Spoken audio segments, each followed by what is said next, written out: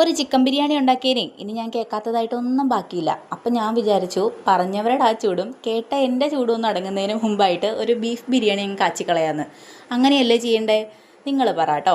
അപ്പോഴേ സ്റ്റെപ്പ് 1, നമുക്ക് ആവശ്യത്തിന് ബീഫ് എടുക്കുക, അതിലേക്ക് ഉപ്പിടുക, ഇഞ്ചി വെളുത്തുള്ളി പച്ചമുളക് പേസ്റ്റ് ഇടുക, മഞ്ഞൾപ്പൊടി, ഗരം മസാല, വിനാഗിരി, പച്ച വെളിച്ചെണ്ണ, കറിവേപ്പില ഇട്ട് നന്നായിട്ട് ഇളക്കി യോജിപ്പിച്ച് 1 മണിക്കൂർ മാറ്റി വയ്ക്കുക. ഒരു 6 to 7 വിസിൽ കുക്കറിൽ നന്നായിട്ട് വേവിച്ചെടുക്കുക കേട്ടോ. എന്നിട്ട് സവാള, നമ്മുടെ അണ്ടിപ്പരിപ്പ്, മുന്തിരി ഒക്കെ വറുത്ത് മാറ്റി വയ്ക്കുക. സ്റ്റെപ്പ് 2, നമുക്ക് റൈസ് സെറ്റാക്കാം. അതിന് വേണ്ടിയിട്ട് നെയ്യ് ഒഴിച്ച് കൊടുത്തിട്ട് അതിലേക്ക് ഹോൾ സ്പൈസസ് ഇട്ട് ഒന്ന് വാട്ടിയെടുക്കുക. അപ്പോഴത്തേക്ക് 1 സ്പൂൺ ഇഞ്ചി വെളുത്തുള്ളി പച്ചമുളക് ചതച്ചതും കൂടി ഇട്ട് കൊടുത്ത് നന്നായിട്ടൊന്ന് മൂപ്പിച്ചെടുത്തതിന് ശേഷം 10 മിനിറ്റ് കുതിർത്തി വെച്ച അരി ഇട്ട് കൊടുക്കുക.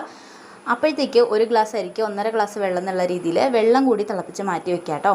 എന്നിട്ട് അരി ഒന്ന് വഴണ്ടി വരുമ്പോഴത്തേക്കും തിളച്ചിരിക്കുന്ന വെള്ളവും കൂടി ഇതിനകത്തേക്ക് ഒഴിച്ച് കൊടുക്കുക. ആവശ്യത്തിന് ഉപ്പിടുക.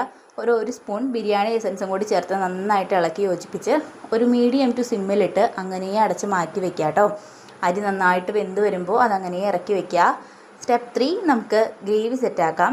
അതിന് വേണ്ടിയിട്ട് പാത്രം വെച്ച് എണ്ണയൊഴിച്ച് ഇഞ്ചി വെളുത്തുള്ളി പച്ചമുളക് പേസ്റ്റ് ഇട്ട് കൊടുക്കുക. മഞ്ഞൾപ്പൊടി, മല്ലിപ്പൊടി, ഗരം മസാല ഇത്രയും മസാല ഇട്ട് കൊടുത്ത് നന്നായിട്ട് മൂത്ത് പൊടിയുടെ പച്ചമണമൊക്കെ മാറി നന്നായിട്ട് വഴണ്ടി വന്ന് കഴിയുമ്പോൾ അതിലേക്ക് ആവശ്യത്തിന് തക്കാളി ഇട്ട് കൊടുക്കുക. തക്കാളി ഒന്ന് ഉടഞ്ഞു വരുമ്പോഴത്തേക്കും കുറച്ച് തൈര്, മല്ലിയില, പുതിനയില, കറിവേപ്പിലയും കൂടി ഇട്ട് കൊടുത്ത് നന്നായിട്ട് അതൊന്ന് വഴറ്റി എടുക്കുക കേട്ടോ. കുറച്ച് നല്ല ജീരകം പൊടിച്ചതും കൂടി ചേർക്കുകയാണെങ്കിൽ കുറച്ചും കൂടി ടേസ്റ്റ് ഉണ്ടാവും. ഞാനിവിടെ നല്ല ജീരകവും പെരിഞ്ജീരകവും കൂടി ഒന്ന് കുത്തിച്ചതച്ചാണ് ഇട്ടിട്ടുള്ളത് കേട്ടോ. അതൊന്ന് മൂത്ത് വരുമ്പോൾ അതിലേക്ക് നമ്മൾ പകുതി വഴറ്റി വെച്ചിരിക്കുന്ന സവാളയാണ് ഇട്ട് കൊടുക്കുന്നത്. ഇത് നിങ്ങൾക്ക് ഡയറക്റ്റായിട്ട് വേണമെങ്കിലും സവാള ചേർത്ത് കൊടുക്കാം കേട്ടോ, നിങ്ങളുടെ ഇഷ്ടം പോലെ. എന്നിട്ട് നന്നായിട്ട് മൂപ്പിച്ച് കഴിയുമ്പോഴത്തേക്കും ബീഫ് വേവിച്ച് വെച്ച ഗ്രേവി കുറേച്ച് ഒഴിച്ച് നന്നായിട്ട് ഇളക്കിയെടുക്കാം കേട്ടോ. ആവശ്യത്തിന് നമുക്ക് ദമ്മിടാൻ പാകത്തിനുള്ള ഗ്രേവി ആയി കഴിയുമ്പോൾ കറി മാറ്റി വയ്ക്കാം. ഇനി സ്റ്റെപ്പ് 3, നമുക്ക് ലെയർ ഇടാം. ആദ്യം ഗ്രേവി, പിന്നെ റൈസ്, പിന്നെ ഫ്രൈഡ് ഐറ്റംസ്, കുറച്ച് ഫ്രഷ് പൈനാപ്പിളും കൂടി ഞാൻ കട്ട് ചെയ്ത് ചേർക്കുന്നുണ്ട്, മല്ലിയില, പുതിനയില.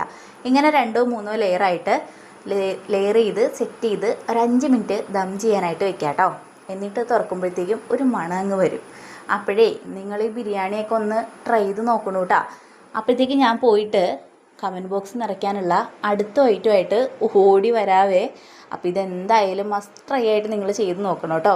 ചിക്കൻ്റെ അത്ര എളുപ്പമല്ല, ഇച്ചിരി പണിയുണ്ട്, പക്ഷേ കഴിക്കുമ്പോൾ അതൊന്നും തോന്നില്ല കേട്ടോ.